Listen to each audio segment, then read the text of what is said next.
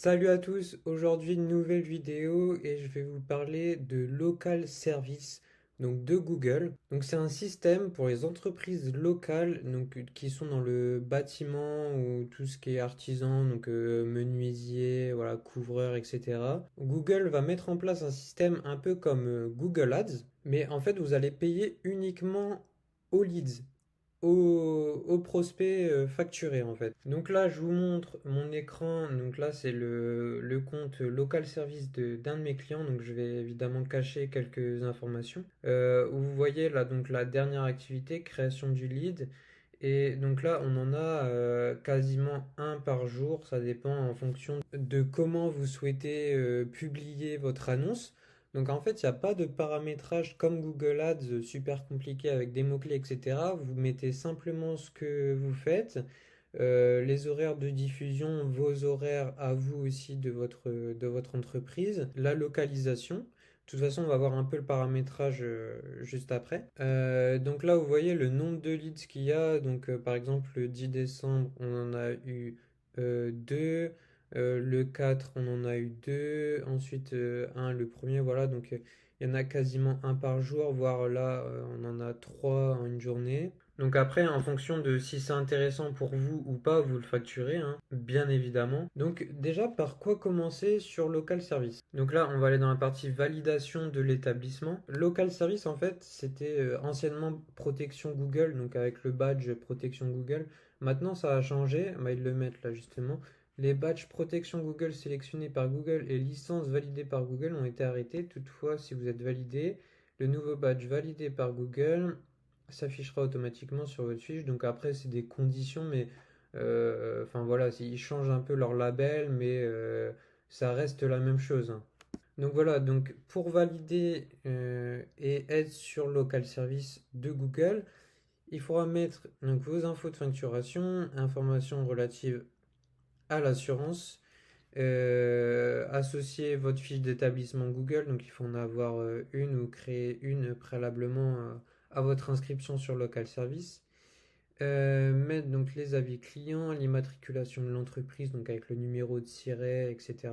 Et voilà, donc après vous allez mettre les enchères et le budget, la licence de couvreur si vous êtes couvreur, les fournisseurs de clôture, etc.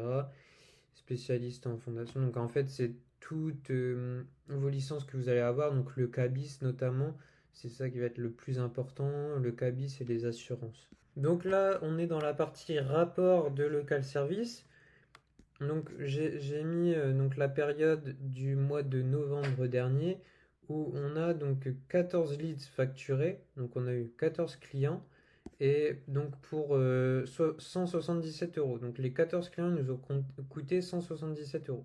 Donc après ça dépend de ce que vous faites, de vos services, etc. Mais là, moi mon client c'est un client qui est dans le bâtiment, dans la rénovation, dans la maçonnerie.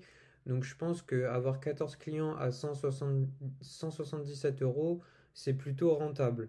Donc on voit quelques statistiques avec 4000 pardon, impressions pour l'annonce. Taux d'impression en première position sur le réseau de recherche 98%. Taux d'impression en première position absolue sur le réseau de recherche. Donc ça c'est vraiment sûr en première position parce que donc en général vous êtes il me semble deux ou trois.